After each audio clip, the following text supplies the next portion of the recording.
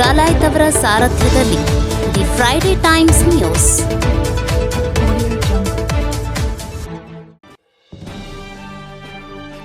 ಕಾಂಗ್ರೆಸ್ ರೈತ ವಿರೋಧಿ ಸರ್ಕಾರ, ವಿಆರ್ ಗೋವಿಂದ ಗೌಡ್ರ. ರಾಜ್ಯ ಸರ್ಕಾರ ಆಡಳಿತ ನಡೆಸಲು ಸಂಪೂರ್ಣವಾಗಿ ವಿಫಲವಾಗಿದ್ದು, ಬರಗಾಲವಿದ್ದು ರೈತರಲ್ಲಿ ಹಣವಿಲ್ಲ, ಕಂಡೀಷನ್ ಇಲ್ಲದೆ ರೈತರ ಸಾಲ ಮನ್ನಾ ಮಾಡಬೇಕು, ಅಸಲು ಕಟ್ಟಿ ಬಡ್ಡಿ ಮನ್ನಾ ಮಾಡುವ ಮಾತು ಹೇಳುವ ಸರ್ಕಾರದ ಹೇಳಿಕೆ ಖಂಡನೀಯ. ರೈತರು ಬಳಕೆ ಮಾಡುವ ಯಂತ್ರೋಪಕರಣಕ್ಕೆ ಬಡ್ಡಿ ಮನ್ನಾ ಮಾಡಬೇಕು ಎಂದರು. ಕೂಡಲೇ ಇಂತಹ ಜನವಿರೋಧಿ ನೀತಿಯನ್ನು ರಾಜ್ಯ ಸರ್ಕಾರ ಕೈಬಿಡಬೇಕು ಎಂದು ಜೆಡಿಎಸ್ ರಾಜ್ಯ ವಕ್ತಾರ ವಿಆರ್ ಗೋವಿಂದ ಗೌಡ್ರ ಆಗ್ರಹಿಸಿದರು. ಅವರು ಇಂದು ನಗರದ ಪತ್ರಿಕಾ ಭವನದಲ್ಲಿ ಸುದ್ದಿಗೋಷ್ಠಿ ನಡೆಸಿ ಮಾತನಾಡಿ, ಮುಂದಿನ ದಿನಗಳಲ್ಲಿ ಗದಗ ತಾಲೂಕಿನ ಸೊರಟೂರದಿಂದ ಪ್ರಮುಖ ಗ್ರಾಮಗಳ ಮುಖಾಂತರ ಸಂಚರಿಸಿ ಗದಗ ಜಿಲ್ಲಾಡಳಿತ ಭವನದವರೆಗೆ ಬಂದು ಪ್ರತಿಭಟನೆ ಮಾಡಲಾಗುವುದು ಎಂದರು. ಕಾಂಗ್ರೆಸ್ನಲ್ಲಿ ದ್ವಂದ್ವ ನೀತಿ ಇದ್ದು, ಇದು ಜಾತ್ಯತೀತ ಪಕ್ಷ ಎಂದು ಹೇಳುತ್ತಾರೆ. ಅಹಂನಿಂದ ಸರ್ಕಾರ ನಡೆಸುತ್ತಿದ್ದು, ಸರ್ಕಾರಿ ನೌಕರರ ಹಾಗೂ ಹೊರಗುತ್ತಿಗೆ ನೌಕರರ ಸಂಬಳವಾಗಿಲ್ಲ. ಸರ್ಕಾರದ ವಿರುದ್ಧ ಜನ ಎಚ್ಚೆತ್ತುಕೊಳ್ಳಬೇಕು ಎಂದರು. ರೈತರು ಅಸಲು ಹಣ ಕಟ್ಟಿದರೆ ಬಡ್ಡಿ ಮನ್ನಾ ಎಂದು ಸರ್ಕಾರ ಹೇಳುತ್ತಿದೆ. ಆದರೆ ಬರಗಾಲದಲ್ಲಿ ರೈತರು ಅಸಲು ಕಟ್ಟಲು ಹೇಗೆ ಸಾಧ್ಯ? ಯಾವುದೇ ಕಂಡೀಷನ್ಸ್ ಇಲ್ಲದೆ ಬಡ್ಡಿ ಮನ್ನಾ ಮಾಡಲಿ. ಮಳೆ ಇಲ್ಲದೆ ರೈತರು ಕಂಗಾಲಾಗಿದ್ದಾರೆ. ಇದರ ಮಧ್ಯೆ ಅಸಲು ಹಣ ಹುಡುಕುತ್ತಾ ಹೊರಟರೆ ರೈತ ಮತ್ತೆ ಸಾಲಗಾರನಾಗುತ್ತಾನೆ. ಸಾಲ ವಸೂಲಾತಿಗಾಗಿ ಒತ್ತಡ ಹೇರುತ್ತಿರುವ ಬ್ಯಾಂಕಿನ ಮೇಲೆ ಸರ್ಕಾರ ನಿಗಾ ವಹಿಸಬೇಕು ಎಂದರು. ಕಾಂಗ್ರೆಸ್ನವರು ನಮ್ಮದು ಜಾತ್ಯತೀತ ಪಕ್ಷ ಎಂದು ಹೇಳಿಕೊಂಡು ಓಡಾಡುತ್ತಾರೆ. ಆದರೆ ರಾಮಮಂದಿರ ಉದ್ಘಾಟನೆಗೆ ಹೋಗದಿರುವುದು ಉದ್ದಟತನವಾಗಿದೆ. ಕಾಂಗ್ರೆಸ್ನವರು ನನ್ನಲ್ಲೇ ರಾಮ ಇದ್ದಾನೆ, ನನ್ನಲ್ಲೇ ಶಿವ ಇದ್ದಾನೆ ಎಂದು ಹೇಳುತ್ತಾರೆ. ಹಿರಿಯರು ದೇವರ ಹೆಸರು ಪದೇ ಪದೇ ಉಚ್ಚಾರವಾಗಲಿ ಎನ್ನುವ ಉದ್ದೇಶದಿಂದ ಹೆಸರಿಡುತ್ತಿದ್ದರು. ಆದರೆ ಇವರು ನಾನೇ ದೇವರು ಎನ್ನುವ ವಿಚಾರದಲ್ಲಿದ್ದು, ಇದು ಅತಿರೇಕದ ಪರಮಾವಧಿ ಎಂದು ಆಕ್ರೋಶ ವ್ಯಕ್ತಪಡಿಸಿದರು. ಈ ಸಂದರ್ಭದಲ್ಲಿ ರಾಜ್ಯ ಸಂಘಟನಾ ಕಾರ್ಯದರ್ಶಿ ವೀರಣ್ಣ ಬಾಳಿಕಾಯಿ, ಕಾರ್ಯದರ್ಶಿ ವೀರಭದ್ರೇಶ್ವರ ಅಕ್ಕಿ, ಬಸವರಾಜ ಅಪ್ಪಣ್ಣವರ್, ಪ್ರಫುಲ್ ಪುಣೇಕರ್ ಸೇರಿದಂತೆ ಇತರರು ಉಪಸ್ಥಿತರಿದ್ದರು.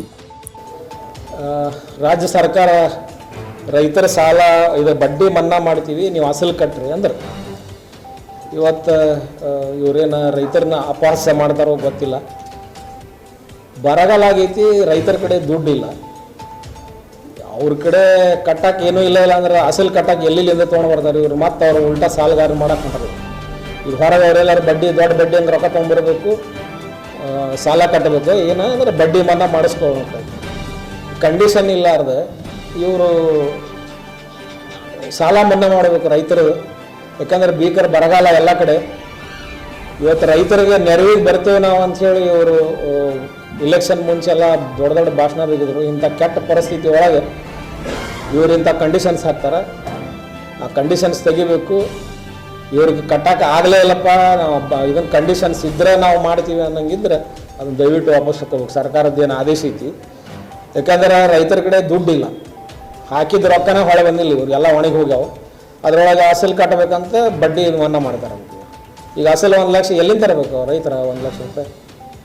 ಇವ್ರದ್ದು ಭಾಳ ಬಡ್ಡಿ ಎಷ್ಟಾಗ್ತೈತಿ? ಇಡೀ ಒಂದು ವರ್ಷಕ್ಕೆ 1 ಲಕ್ಷ ರೂಪಾಯಿ ಹಿಡಿದ್ರೆ ಭಾಳ ಅಂದ್ರೆ ಒಂದು 4-5 ಸಾವಿರ ರೂಪಾಯಿ ಆಗ್ತೈತಿ. ಇವ್ರು 4-5 ಸಾವಿರ ರೂಪಾಯಿ ಮನ್ನಾ ಮಾಡಿಸ್ಕೊಂಡು ಸಲುವಾಗಿ ಅವರು ಮತ್ತೆ 1 ಲಕ್ಷ ರೂಪಾಯಿ ಸಾಲ ಬೇರೆ ಕಡೆ ಮಾಡಿ ತೊಗೊಂಡು ಬರ್ಬೇಕು. ಮತ್ತು ಅವ್ರು ಸಾಲಗಾರ ಆಗಬೇಕು. ಹೊರಗೆಲ್ಲರೂ ಬಡ್ಡಿ ಹೆಂಗೆ ಮಾಡಬೇಕು?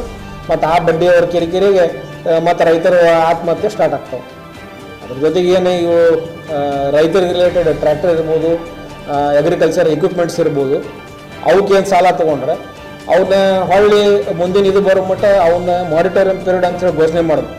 ಯಾವ ಸಾಲ ವಸಾಲತಿ ಅವನ್ನ ಮಾಡೋಕ್ಕೆ ಒತ್ತಡ ಹೇರಬಾರ್ದು ರೈತರ ಮೇಲೆ. ಅವ್ರು ಟ್ರ್ಯಾಕ್ಟರ್ ಇರ್ಬೋದು, ಈಗ ನೇಗಿಲ ಕುಂಟಿ ಅಂಥೇಳಿ ಅವ್ರು ಸಾಲ ಮಾಡಿ ತೊಗೊಂಡಿರ್ತಾರೆ. ಅವನ್ನ ದಯವಿಟ್ಟು ರಾಜ್ಯ ಸರ್ಕಾರ ಇದ್ರ ಕಡೆ ಗಮನ ಹರಿಸಬೇಕು. ಆ ಸಾಲ ವಸೂಲಾತಿಗೆ ಏನು ಇವು ಬ್ಯಾಂಕ್ಗಳಾಯ್ತು, ಖಾಸಗಿ ಹಣಕಾಸು ಸಂಸ್ಥೆಗಳಾಯ್ತು ಒತ್ತಡ ಹೇರ್ತಾವೆ, ಅವ್ರ ಮೇಲೆ ನಿಗಾ ಇಡ್ರಿ. ರೈತರ ರಕ್ಷಣೆಗೆ ಸರ್ಕಾರ ಬರಬೇಕು. ನಾವು ಇವೆಲ್ಲ ಇವನ್ನ ಹಿಡ್ಕೊಂಡು ನಾವು ಸೊರಟೂರಿಂದ ಹಿಡ್ಕೊಂಡು DC ಆಫೀಸ್ ಮಟ್ಟ ನಾವು ರೈತ ಸ್ವಾಭಿಮಾನ ಯಾತ್ರೆ ಒಂದು ಮಾಡ್ತೀನಿ. ಟೈಮ್ ಫೆಬ್ರವರಿ ಹೆಚ್ಚು ಕಡಿಮೆ 2 ಅಥವಾ 3ನೇ ವಾರಕ್ಕೆ ಮಾಡ್ತೀವಿ. ನಮ್ಮ ಹಿರಿಯರ ಜೋಡಿ ಮಾತಾಡ್ಕೊಂಡು ಡೇಟ್ ಅಂತ ತಿಳಿಸ್ತೀವಿ.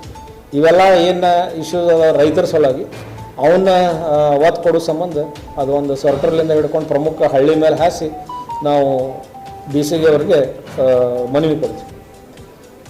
ಇವತ್ತು ಕಾಂಗ್ರೆಸ್ಸು ಏನು ರಾಮ ಮಂದಿರದ ಒಂದು ಇಶ್ಯೂ ಮಾಡಿಕೊಂಡು ಅವರು ನಾವು ಜಾತ್ಯತೀತ ಅಂತ ಹೇಳ್ತಾರೆ.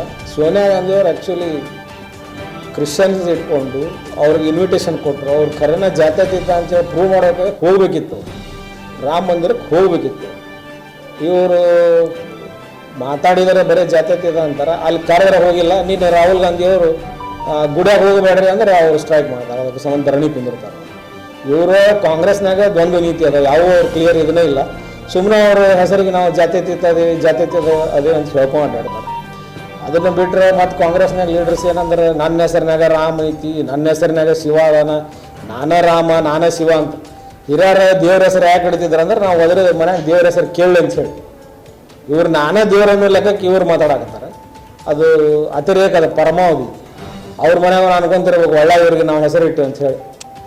ಅದನ್ನು ಇವ್ರು ಅಹಂಲಿನ ಕೆಳಗೆ ಇಳಿಬೇಕು, ಇಲ್ಲಾಂದ್ರೆ ಭಾಳ ಕಷ್ಟ ಅನುಭವಿಸ್ತಾರೆ ಇವರು. ಈ ಸರ್ಕಾರದಾಗ ಎಷ್ಟು ಮಂದಿ ಅದಾರ ಹೆಚ್ಚು ಕಡಿಮೆ ಅಹಂಲಿನ ಇವರು ವರ್ತಿಸಕತ್ತಾರ. ಜನರ ಕಡೆ ಲಕ್ಷ್ಯ ಇಲ್ಲ, ಯಾವುದೋ ಅಭಿವೃದ್ಧಿ ಕಾರ್ಯಗಳಿಲ್ಲ.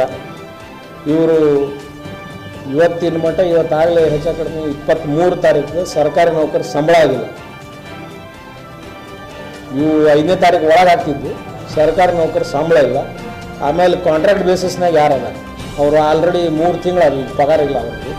ಅವ್ರ ಪಗಾರ ಕೊಡ್ರಿ ಅನ್ನೋ ಅಂತೇಳಿ ಅಡ್ಡಾಡೋದು ಒಂದು ದೊಡ್ಡ ಕೆಲಸ ಆಗಿಬಿಟ್ಟಿದೆ. ಸರ್ಕಾರದ ಇಷ್ಟು ಕೆಟ್ಟ ಪರಿಸ್ಥಿತಿ ಐತಂದ್ರೆ ಇವತ್ತು ರಸ್ತೆ ಕಲೆಕ್ಷನ್ ಸೆಂಟರ್ಸ್ ಆಗಿಬಿಟ್ಟವು. ಪೊಲೀಸರು ದಂಡ ಹಾಕಲಿಲ್ಲ ಅಂದ್ರೆ ಇವತ್ತು ಸರ್ಕಾರ ನಡೆಯಂಗಿಲ್ಲ. ಇವತ್ತು ನೀವು ಹೆಲ್ಮೆಟ್ ಹಿಡ್ಕೋರಿ, ಲೈಸೆನ್ಸ್ ಹಿಡ್ಕೋರಿ, ನೀವು ಯಾವ್ದಾರು ಊರಾಗ ಹೋಗ್ರಿ, ರಾಜ್ಯದ ತುಂಬ ಪೊಲೀಸರೆಲ್ಲ ರಸ್ತೆದಾಗ ಇರ್ತಾರೆ. ನೀವು ಒಬ್ಬರು ಪೊಲೀಸ್ ತಪ್ಪಿಸಿ ಏನೋ ಮುಂದೆ ಹೋದ್ರೆ ಮತ್ತೊಬ್ಬರು ಪೊಲೀಸರು ನೀವು ಹಿಡ್ದು ಬಿಡ್ತಾರೆ. ಅಂಥ ಕೆಟ್ಟ ಪರಿಸ್ಥಿತಿ ಇವತ್ತು ಸರ್ಕಾರದ ಫೈನಾನ್ಷಿಯಲ್ ಪರಿಸ್ಥಿತಿ ಅಷ್ಟಕೊಂಡ ಕೆಟ್ಟೈತಿ. ಎಲ್ಲಿಯೂ ಅಭಿವೃದ್ಧಿ ಕೆಲಸ ಇಲ್ಲ, ಕಾಂಟ್ರಾಕ್ಟರ್ಸ್ ಬಿಲ್ ಇಲ್ಲ, ಸರ್ಕಾರಿ ನೌಕರ ಪಗಾರ ಆಗಿಲ್ಲ. ಈ ಕಾಂಟ್ರಾಕ್ಟ್ ಬೇಸ್ನವ್ರದಂತೂ ಪಾಪ ಅವ್ರದ್ದು ಹೇಳಬಾರದು ಪರಿಸ್ಥಿತಿ, ಅಷ್ಟು ವರ್ಸ್ಟ್ ಪರಿಸ್ಥಿತಿ ಐತಿ. ಇದಕ್ಕೆ ಸರ್ಕಾರ ಎಚ್ಚೆತ್ಕೊಳ್ಬೇಕು. ಏನು ಜನ ನಿಮ್ಮ ಮೇಲೆ ವಿಶ್ವಾಸ ಇಟ್ಕೊಂಡು ನೀವು ದೊಡ್ಡ ಹೇಳಿ ನಾವು ಹಂಗೆ ಮಾಡ್ತೀವಿ ಹಿಂಗೆ ಮಾಡ್ತೀವಿ ಅಂತ ಹೇಳಿ ಅಧಿಕಾರಕ್ಕೆ ಬಂದ್ರಿ, ಆ ಮಾತನ್ನು ಉಳಿಸ್ಕೊಡ್ರಿ. ನಿನ್ನೆ ಸಿದ್ದರಾಮಯ್ಯ ಅವರು ಹೇಳ್ತಿದ್ವಿ, ನಾನು ಬಸವಣ್ಣವರು ನಿನ್ನೆ ನಾವು ಏನು ಮಾತು ಉಳಿಸ್ಕೊತೀನಿ ಅಂತ ಹೇಳಿ. ನೀವು ಇಲೆಕ್ಷನ್ ಮುಂಚೆ ಮಾತು ಏನು ಕೊಟ್ರಿ ಅದನ್ನ ನೆನೆಸ್ಕೊಡ್ರಿ. ಅದ್ರ ಜೊತೆಗೆ ನಿಮ್ಮ ಬಿಹೇವಿಯರ್ ಬಸವಣ್ಣವ್ರು ಹೇಳ್ಯಾರ, ನೀವು ಸ್ವಭಾವ ಹೆಂಗಿರಬೇಕು ಅಂಥೇಳಿ. ನೀವು ಸ್ವಭಾವ ಹೆಂಗೈತೆ ನೋಡ್ಕೊರಿ. ಸುಮ್ಮನೆ ನೀವು ಬಸವಣ್ಣವರು ಅಂಬೇಡ್ಕರ್ ಅವ್ರ ಹೆಸರು ಬಳಸ್ಕೊತೀರಿ ಬಿಟ್ಟರೆ ನೀವು ಅವನೇನು ಅಳವಡಿಸ್ಕೊಂಡಿಲ್ಲ. ದಯವಿಟ್ಟು ಅವ್ನು ಅಳವಡಿಸ್ಕೊರಿ, ಜನಪರ ಕಾರ್ಯಗಳು ಮಾಡಿರಿ. ಆಗಲೇ 9-10 ತಿಂಗಳಾಗಿ ಬಂತು ಸರ್ಕಾರ, ಏನೂ ಕೆಲಸ ಇಲ್ಲ. ಅದಕ್ಕೆ ಭ್ರಮ ನಿರಸನ ಆಗ್ಯಾರ. ಇದರದ ಫಲ ಇವರು ಲೋಕಸಭೆ ಚುನಾವಣೆ ಒಳಗೆ ಕಾಣ್ತಾರೆ. ಅಂತೂ ನಾವು ನಮ್ಮ ಪಕ್ಷಲೇ ಮಾಡ್ತೀವಿ. ಮುಂದೆ ಅವ್ರು ಏನಾರ ಇದಾದ್ರೆ ನಾವು ಕರ್ಕೊಂಡು ಮಾಡ್ತೀವಿ. ತಾರೀಕು ಇನ್ನೊಂದು ವಾರದಾಗ ಹೇಳ್ತೀನಿ. ಬೆಂಗಳೂರು ಹೋಗ್ತೀನಿ, ನಾನು ದೊಡ್ಡರ ಜೋಡಿ ಮಾತಾಡ್ಕೊಂಡು ಅದನ್ನು ಹೇಳ್ತೀನಿ. ಆ ಪಾದಯಾತ್ರೆನೋ ಮೋಟರ್ ಸೈಕಲ್ ವಾಟರ್ ಟ್ರ್ಯಾಕ್ಟರ್ ಒಟ್ಟು ಏನೋ ಮಾಡ್ತೀನಿ, ಒಟ್ಟು ಮಾಡ್ತೀನಿ.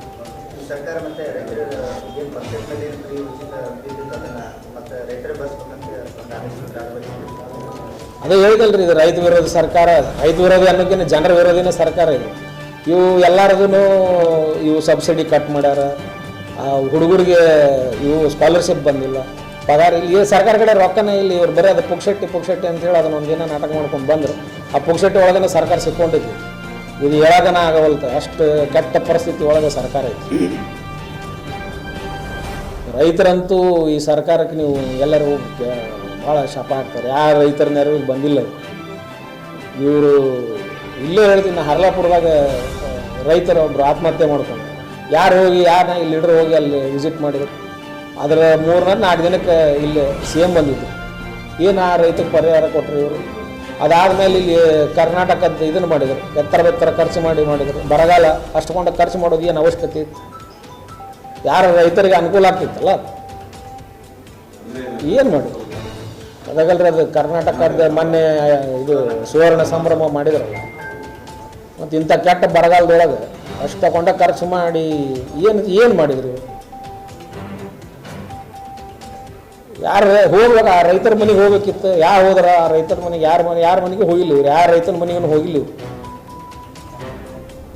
ಸರ್ಕಾರ ಪೂರಾ ಜನ ವಿರೋಧಿ, ರೈತ ವಿರೋಧಿ. ವಿಶೇಷವಾಗಿ ಅವ್ರು ಬರ್ತಕ್ಕಂಥ ಏನೂ ಇಲ್ಲ. ಸುಮ್ಮನೆ ಬರೀ ಇವ್ರು ಅಲ್ಲಿ ಅದನ್ನು ಮಾಡ್ತೀವಿ ಇದನ್ನು ಮಾಡ್ತೀವಿ ಅಂತ ಹೇಳಿದ್ರು. ಏನು ಮಾಡ್ತಾರೆ?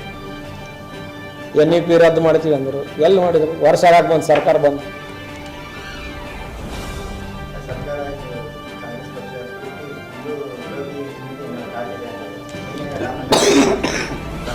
ಅದೇ ಹೇಳಿದ್ನಲ್ರಿ, ಕರೆದ್ರೆ ಹೋಗೋದಿಲ್ಲ, ಬರಬೇಡ ಅಂದ್ರೆ ಹೋಗ್ತೀವಿ ಅಂತಾರೆ ಇವ್ರು. ಅಲ್ಲಿ ಧರಣಿ ಕುಂತಾರ ಅವ್ರು ರಾಹುಲ್ ಗಾಂಧಿ ಅವರು, ಮತ್ತು ಗುಡಿಯಾಗ ಬರಬೇಡ ಅಂದರು. ಅವ್ರ ಸರ್ಕಾರದ ಅದು ಏನು ಅದಕ್ಕೆ ಹೇಳ್ಯಾರ ಅವ್ನು ಗೊತ್ತಿಲ್ಲ. ಬರಬೇಡ ಅಂದ್ರೆ ಹೋಗ್ತೀನಿ ಅಂತಾರೆ, ಬಾ ಅಂದ್ರೆ ಹೋಗಂಗಿಲ್ಲ ಅಂತಾರೆ. ಇವ್ರು ವಿಚಿತ್ರ. The Friday Times news Gadag.